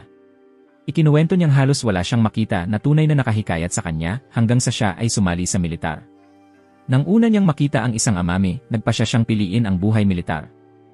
Katatapos lang ng kwento nila nang dumating sila sa lokasyon ng misyon at muling nagsanib sa grupo ni Shiba.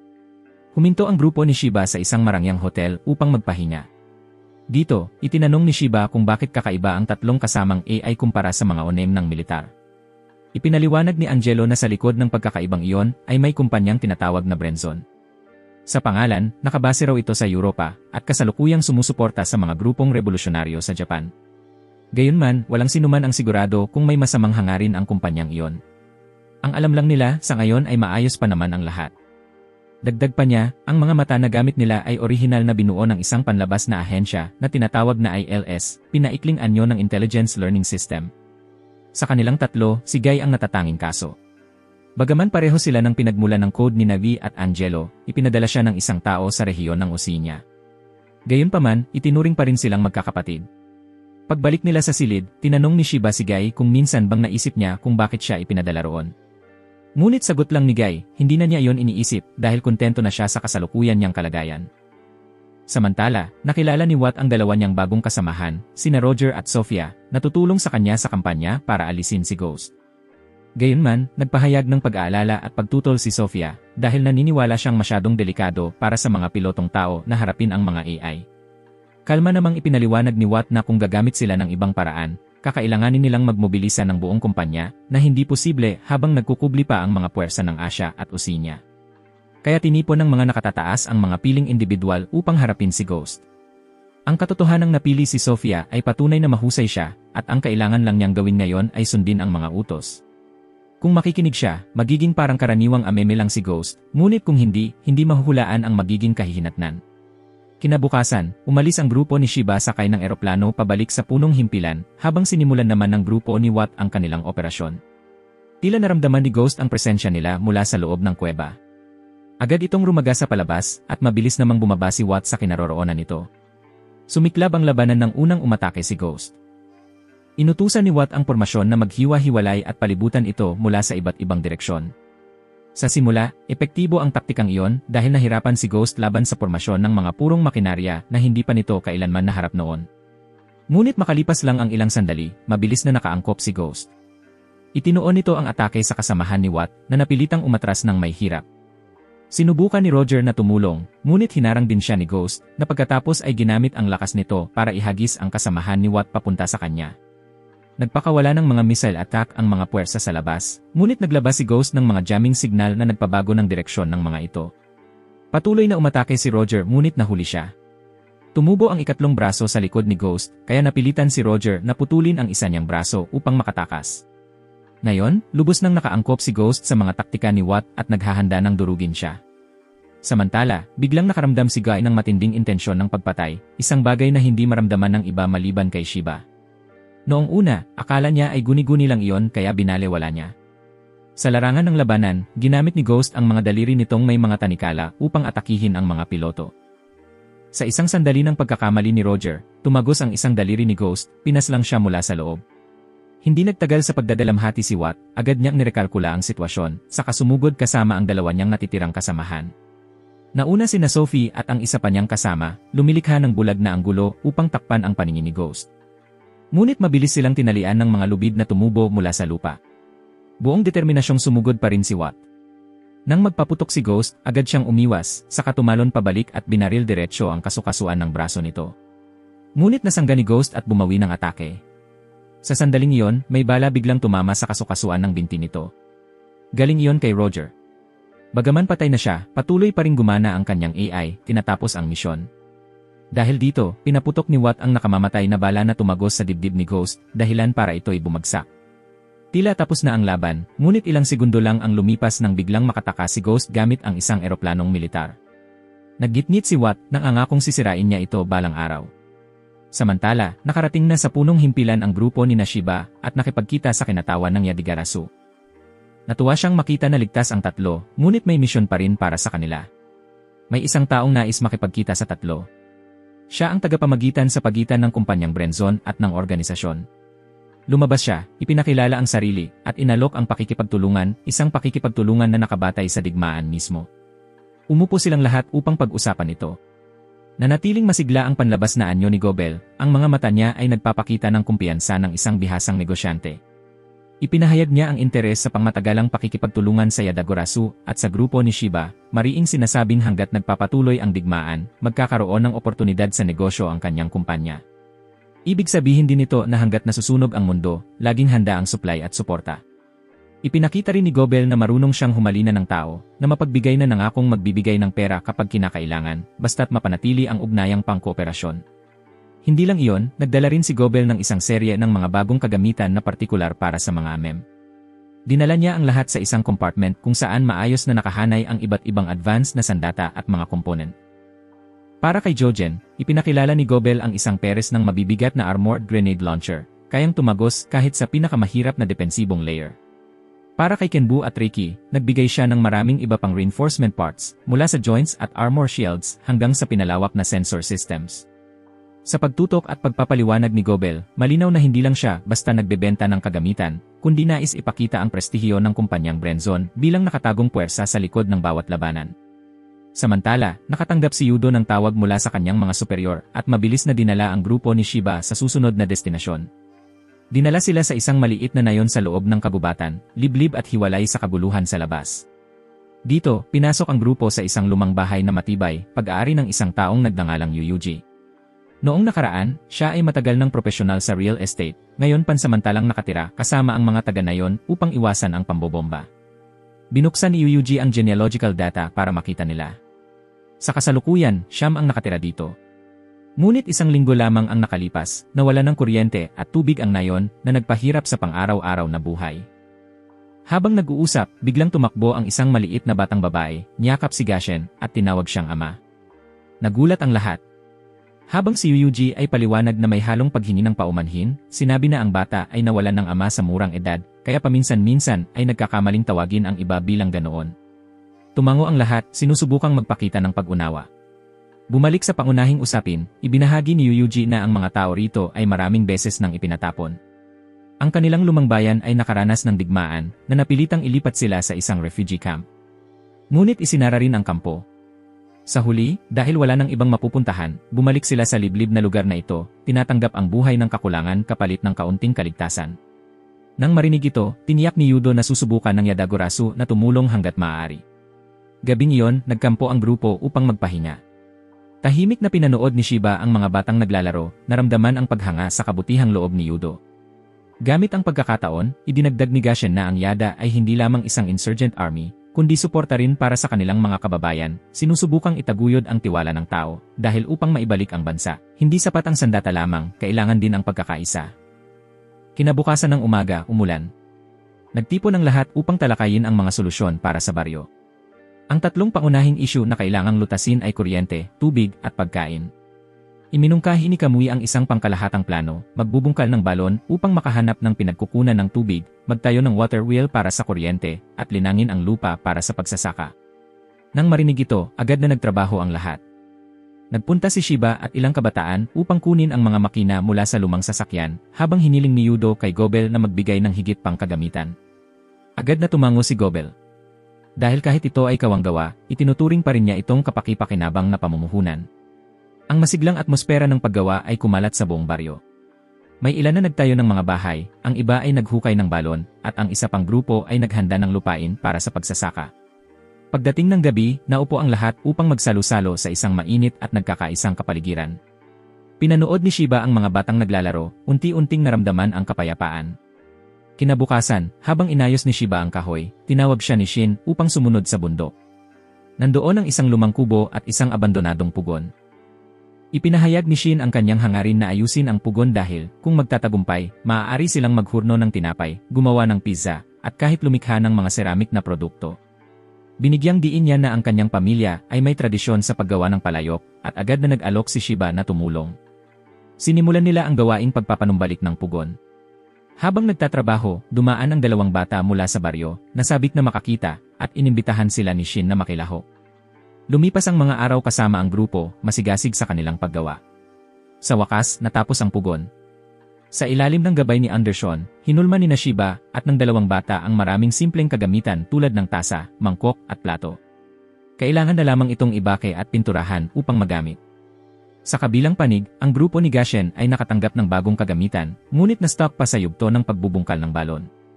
Ngunit dito, nakaharap sila sa isang matigas na patong ng bato na 2 metro ang kapal.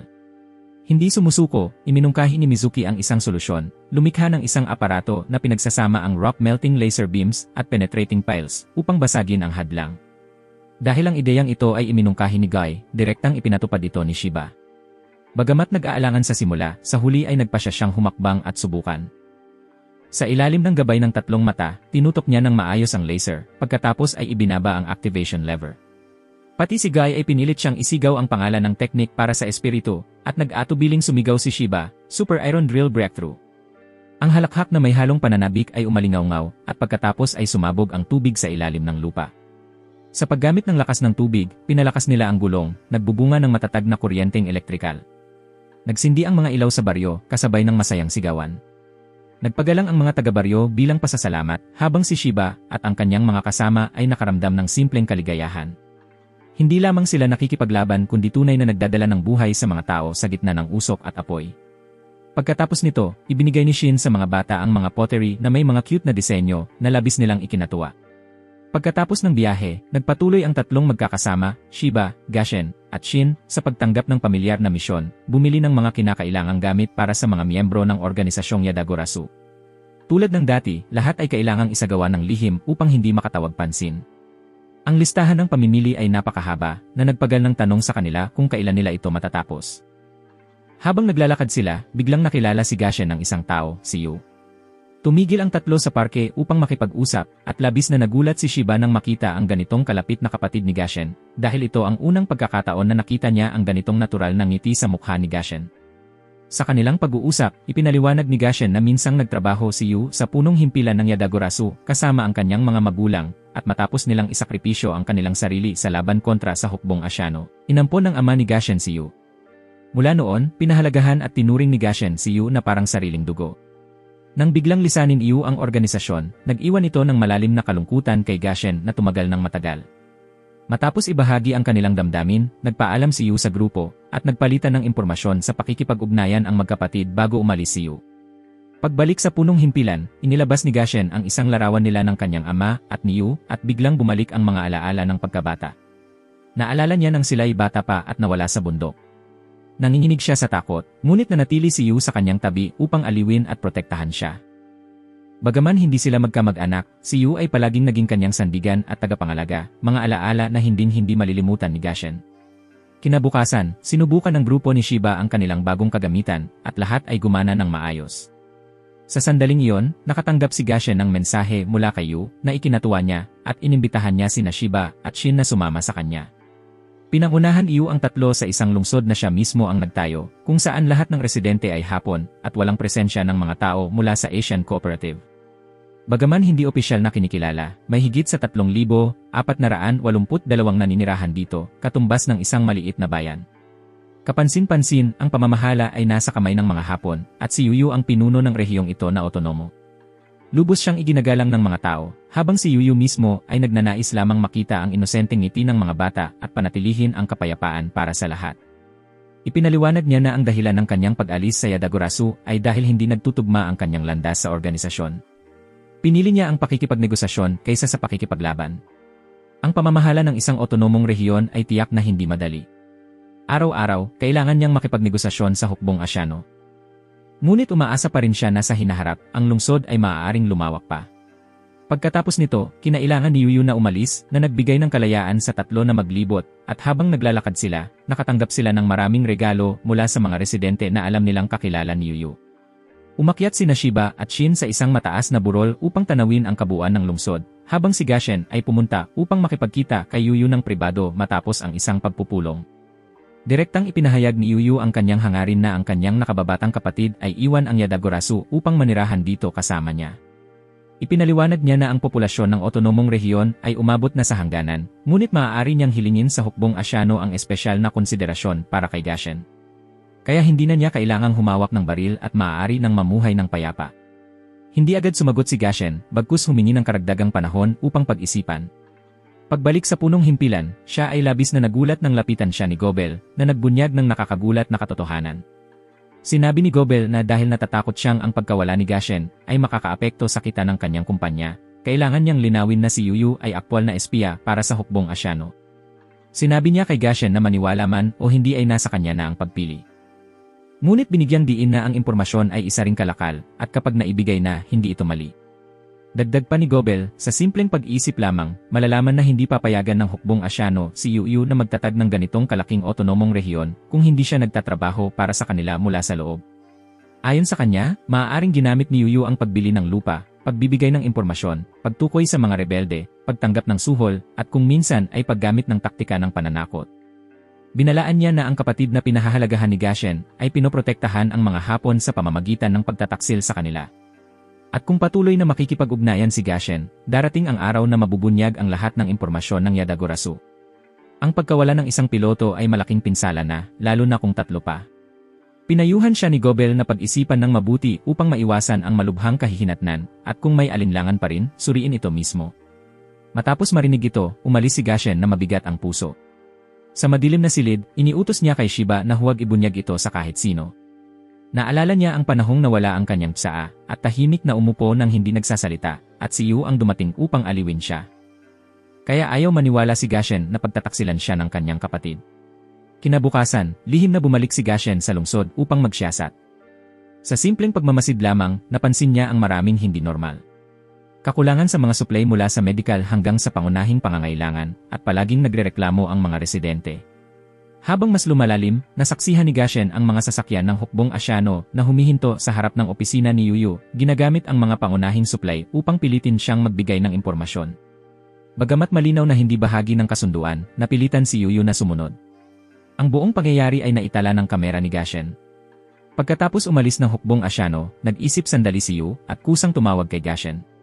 Nagkita ang dalawa sa labas ng otonomong rehiyon at pagkatapos ay nagtungo sa punong tanggapan ng magkasama.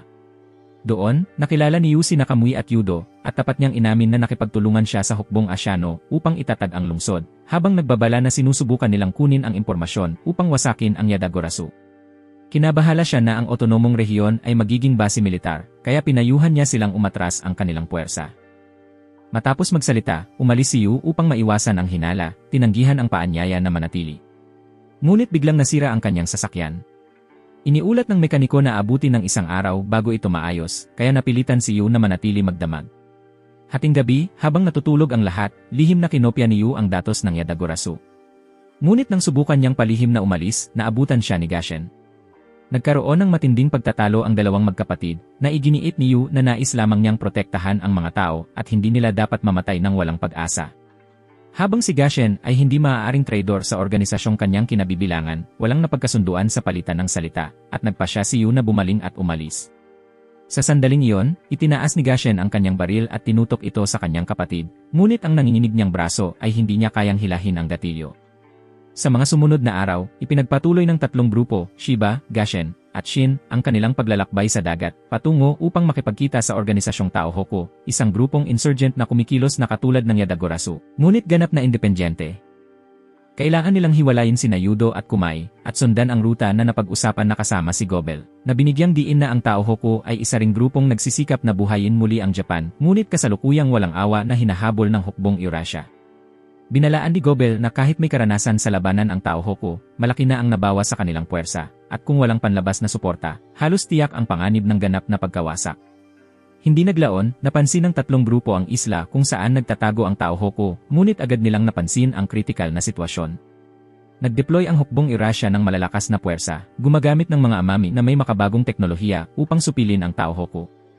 Mula sa itaas, umuusbong ang usok at apoy, kumakalat ang putok ng baril at ingay ng makina sa buong isla, lumilikha ng kaguluhang tila walang kaligtasang daan palabas. Ang natitirang mga miyembro ng Taohoku ay nagtatangkang labanan ng desperado, ngunit ang mas mataas na bilang at lakas ng kalaban ay nagpapalala sa sitwasyon. Nang lapitan ang grupo ni Shiba, agad silang nag-deploy ng koordinadong taktika upang suportahan ang Taohoku. Si Gashen ay nakatayo sa isang posisyon para sa pag-snipe mula sa malayo. Ginamit ni Gashen ang kanyang posisyon at kakayahan sa tumpak na pagbaril upang pabagsakin ang sunod-sunod na kalabang AIM-AIMs, nagbukas ng puwang para makagalaw ang kanyang mga kakampi. Lumipad si Reiki at Kenbu sa himpapawid, pinagsasama ang direktang pag-atake at pagharang sa mga AIM-AIMs mula sa itaas. Ang kanilang mga espada ay nagsisiguro ng mga hiwa sa paligid, lumilikha ng mga vortex ng pinsala. Gayunpaman, napakarami ng puwersa ng kalaban, patuloy na papalapit, kaya napilitan si Gashen na gumamit ng mga smoke bomb upang lumikha ng panakip, pansamantalang umatras, at linlangin ang mga recognition system. Mula sa komando ng Eurasia, umiinom ng tsaa si Major Zelenoy kasabay ng tunog ng klasikal na musikang Ruso, nagluluksa sa marangyang buhay, pinagmamasdan ang buong eksena mula sa mataas na posisyon. Ang kanyang magaan na tawa ay umaalingaw-ngaw habang nasasaksihan ang kaguluhan. Ipinakita niya ang kasiyahan at sinabi sa sarili na sa susunod ay personal niyang papasukin ang larangan ng digmaan upang saksihan ang kanyang sariling mga tagumpay militar. Itinuring niya itong personal na hamon at ang kanyang tiwala ay nag-alala sa kanyang babaeng opisyal na katulong, ngunit nanatili siyang matatag sa ganitong pamamaraan, sapagkat pinaniniwalaan niyang ang gawain ito ay parang paglalaro lamang sa maliliit na daga, kaya wala siyang iniisip. Matapos pansamantalang makalayo sa mapanganib na lugar, nakatagpo ng 3 ang commander ng Taohoku na nagpakita ng taos-pusong pasasalamat dahil ang kanilang maagap na pagdating ay nakaligtas sa natitirang mga miyembro. Napansin ni Shiba na napakakaunti na ng kasalukuyang puwersa ng Taohoku kumpara dati. Ipinaliwanag ni Kono, isang veteranong miyembro ng Taohoku, na mula ng pamunuan ni Zelenoy, sa pilitang ipinakalat ang mga AMEMS at modernong taktika militar upang habulin at puksain ang karamihan ng mga miyembro ng Taohoku, na napilitan ang organisasyon na umatras sa mga liblib na isla upang magtago.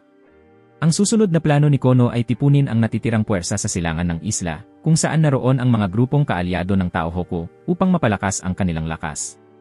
Iminungkahi ni Guy ang pag-scan sa buong nakapalibot na lugar upang suriin ang terrain at itatag ang mga lugar na maaaring pagtakbuhan, layuning pataasin ang tsansa ng tagumpay sa nalalapit na kampanya. Naghiwalay ang 3 upang mangalap ng impormasyon, bawat isa ay sinamahan ng maliit na grupo para sa kaligtasan. Nang pagmamasdan ni Shiba mula sa itaas, napansin niya ang mga kakaibang haligi ng ilaw na ipinaliwanag ng escort na ito ay mga signal device ng kalaban na kumikilala lamang sa mga AMEM. Kung patayin, ituturing itong nakakita ng target. Agad na nadesisyonan ni Shiba na ito ang kahinaan na maaaring samantalahin para magkaroon ng kalamangan ang kanilang grupo. Bagaman kumpiyansang nagsabing hindi makakatakas ang grupo ni Shiba si Zelenoy, kahit na may pagtutol ang kanyang sekretarya na naniniwala nang nakamit na nila ang tagumpay at hindi na kailangang magpakitang gilas. Nang bumalot ang makapal na ulap ng hamog sa kabubatan, inutusan ni Zelenoy ang mga AMEMS na umabante at magsagawa ng sweep, nagpapaputok ng padaplis para matagpuan ang grupo ni Shiba. Agad na naglabas si Gashen ng mga smoke bomb upang ma-jam ang mga signal, habang pinaandar naman ni Zelenoy ang mga haligi ng signal upang matukoy sila. Napilitang maikulong ang grupo ni Shiba sa isang punto, ngunit sa pamamagitan ng pag-hack sa sistema at pagsamantala sa mga na-jam na signal, nawala ang kanilang position signals, at nagbukas ang pagkakataon para lumipad mula sa 2 panig sina Kenbu at Reiki upang gawing wala ang mga kaaway. Napakadaling i-hack ang sistema ng kalaban na tumulong sa grupo ni Shiba na isimulate ang mga posisyon at itago ang kanilang totoong kilos, dahilan upang malito ang kalaban at mawalan ng direksyon. Matapos makipag-ayos sa mas maliliit na AMEM at pansamantalang makontrol ang sitwasyon, diretsyo nang pumunta ang 3 piloto sa posisyon ni Zelenoy. Sumugod sina Angelo at Guy para sa direktang pag-atake. Si Kai ay nagbigay ng suporta mula sa likuran, pinabagsak ang 2 sumusunod na kaaway. Nagbanggaan ang espada ni Kenbu kay Zelenoy.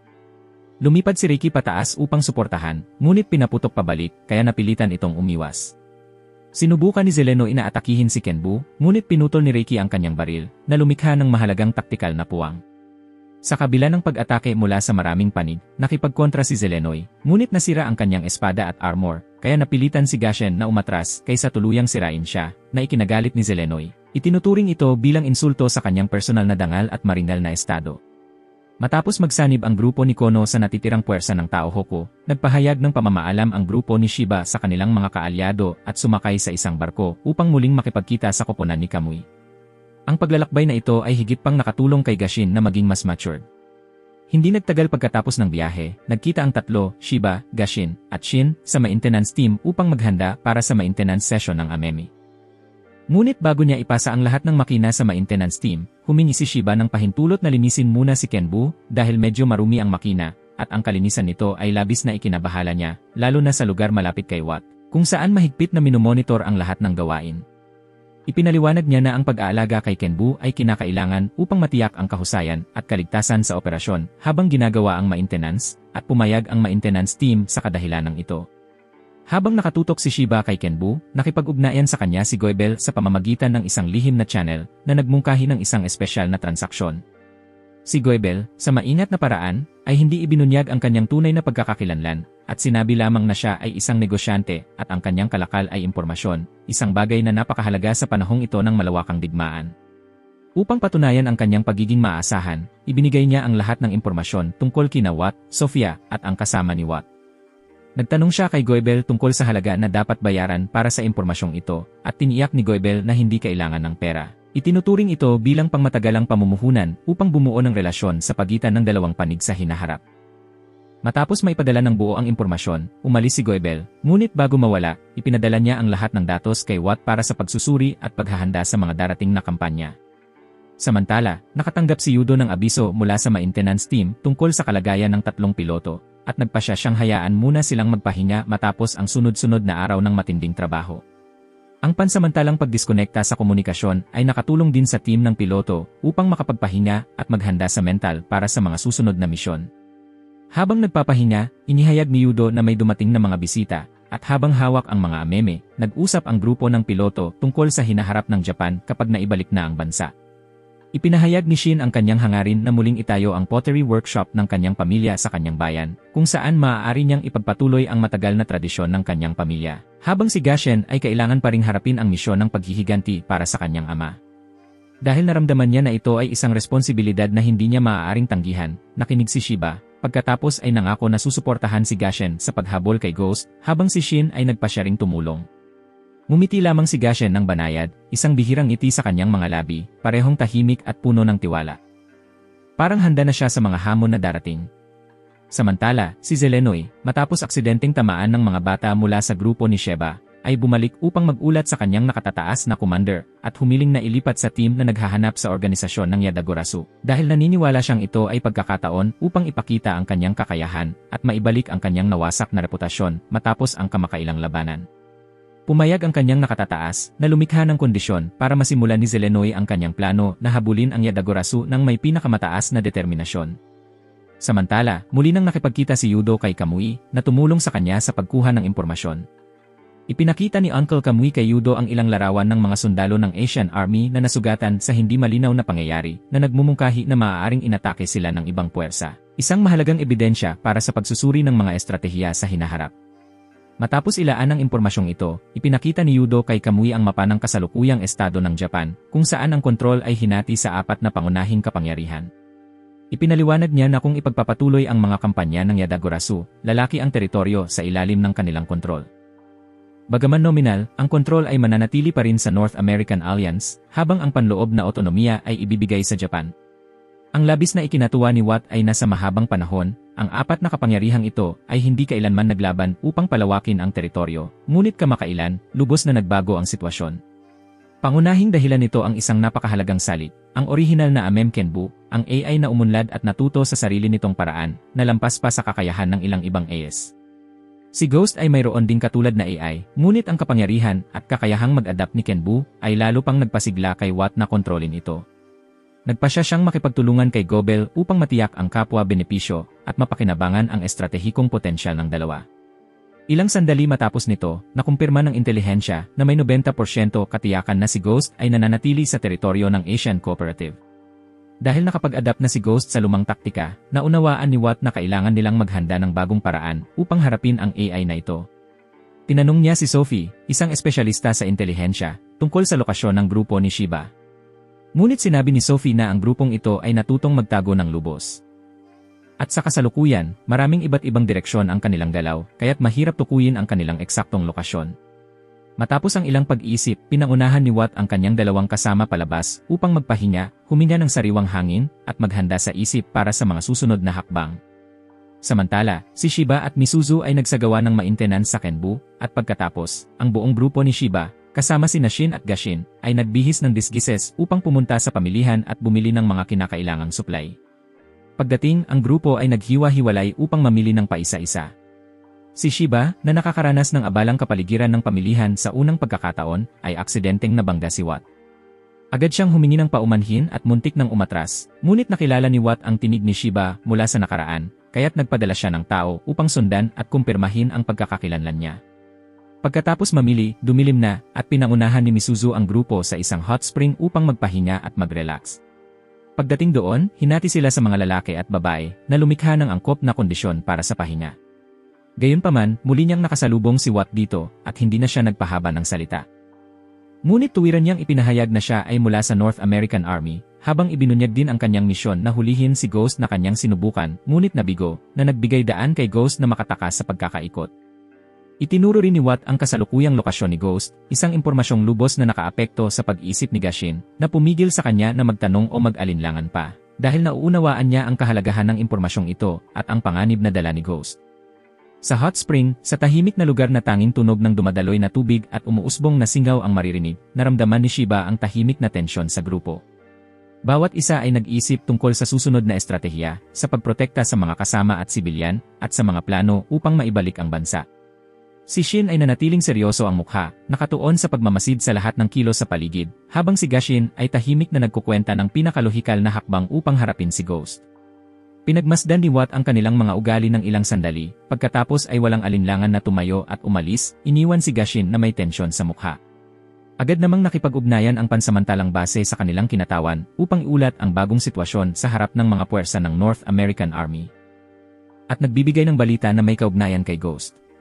Sa ulat, direkta nang ipinahayag ni Gashin ang kanyang hangaring sirain si Ghost bilang paghihiganti sa pagkamatay ng kanyang ama, sinasabi na kung hindi niya magagawa ito, hindi siya makakausad at makakapagpatuloy sa mahalagang plano sa hinaharap.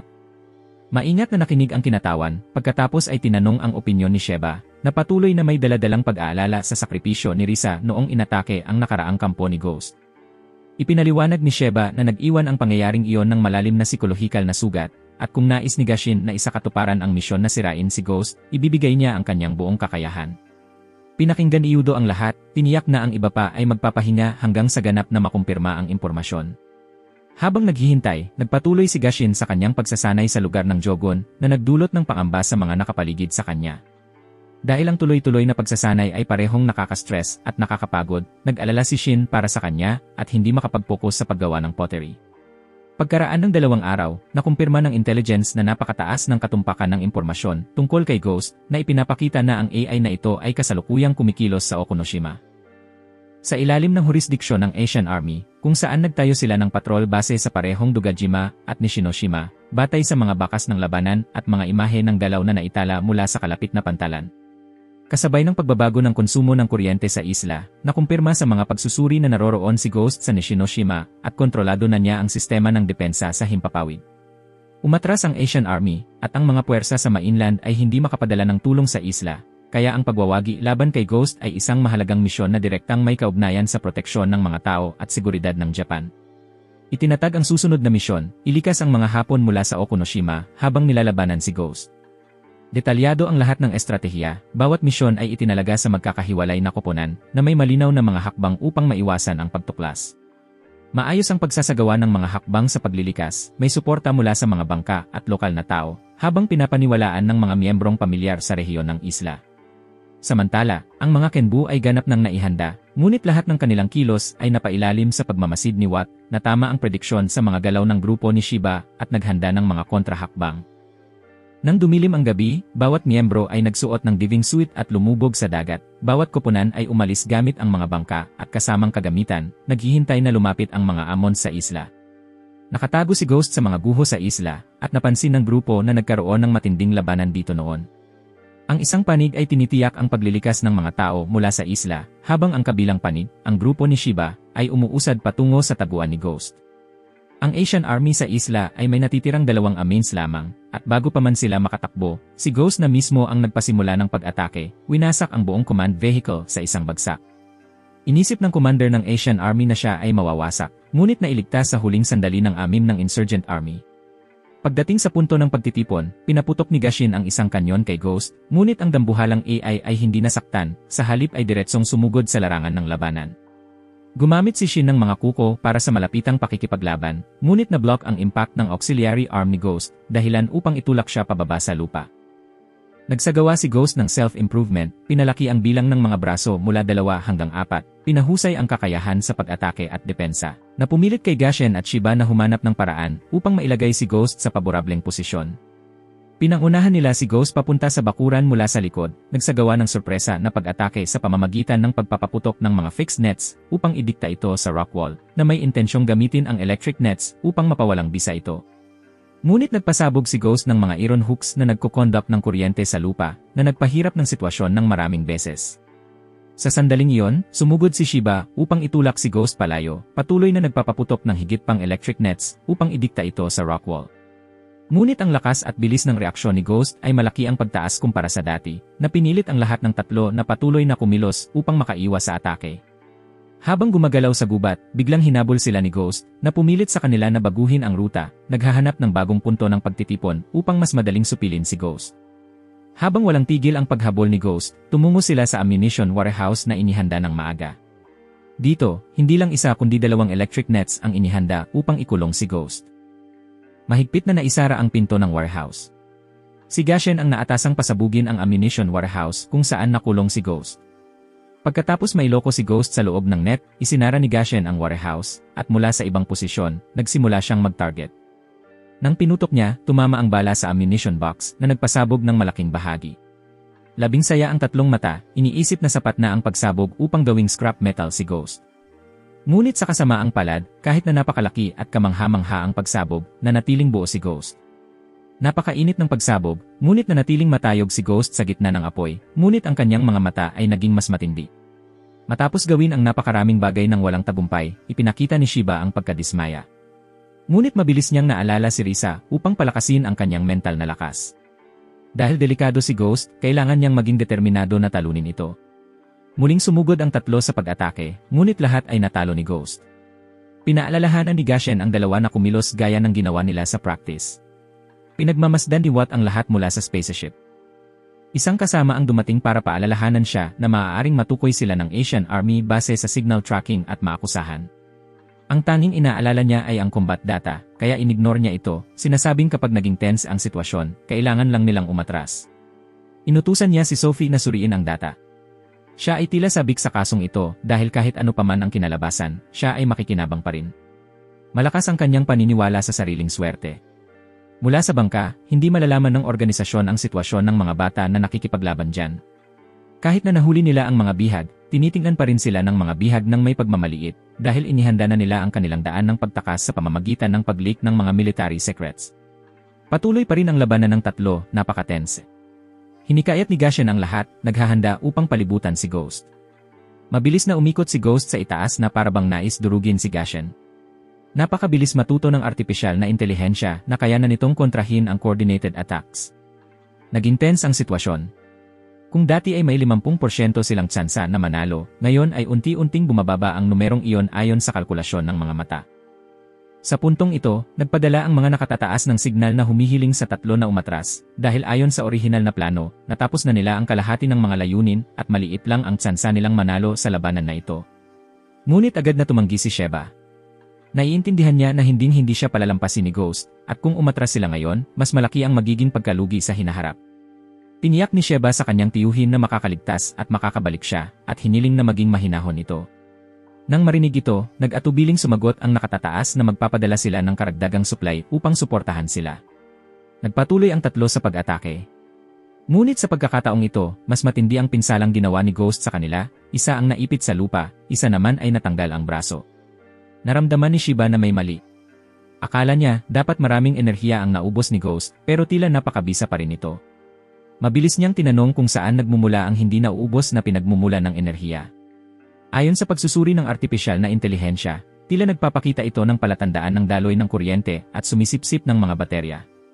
Nagpadala si Kumain ng thermal radiation images at mabilis na na-identify ng mga mata ang problema. Na-detect ng thermal camera ang isang abnormal na pinagmumulan ng enerhiya na nakatuon sa buntot nito. Ito ang sagot kung paano nakatiis si Ghost laban sa 3 amem nang hindi nauubos ang enerhiya, habang sila ay unti-unting nauubos. Naintindihan ni Shiba na ito ay maaaring maging nakamamatay na kahinaan, dahil kung ang bahaging iyon ay mapanatili ang sobrang init ng hindi maipapakalat, balang araw ay mag-overload si Ghost. Ipapatupad nila ang Plan D. Nagtipon ng 3, at pagkatapos ay nagpasya na ilipat ang lahat ng natitirang enerhiya mula sa Jogon at Reiki patungo kay Kenbu para sa tungkulin ni Shiba na tapusin si Ghost. Ito ang opsyon na tinantyang may pinakamataas na tsansa ng panalo. Pinagkalooban ng mas maraming enerhiya, muling sumugod sa labanan si Kenbu. Kinontrol ni Shiba si Kenbu upang lokohin si Ghost papunta sa lugar ng bodega ng hukbong Asyano. Hihiramin nila ang mga sandata mula rito. Pinagmanipula ng halimaw ang natitirang mga kalaban upang atakihin si Shiba, ngunit nakatakas siya sa tamang oras at pinasabog ang buong bodega. Mataas na umangat ang usok at apoy, ngunit nang malinaw na ang abo, matatag pa rin na nakatayo si Ghost, hindi man lang nasira. Lalong naging kritikal ang sitwasyon. Unti-unting nawala ng puwang si Kenbu na nagbabadya ng masamang kinalabasan. Sa sandaling iyon ng desperasyon, inalok ni Guy ang huling opsyon, na alisin ang lahat ng limitasyon niya, bagamat delikado ang hakbang ngunit ito lang ang pagkakataon upang mabago ang takbo ng labanan. Hindi nag-atubili si Shiba, agad na pumayag. Pagkatanggal ng mga limitasyon, naging pambihirang mabilis at malakas si Kenbu. Sa isang kisap mata, naputol ni Kenbu ang isa sa mga braso ni Ghost. Lumipat ang labanan mula sa kawalan ng bentahe, tungo sa pantay na laban.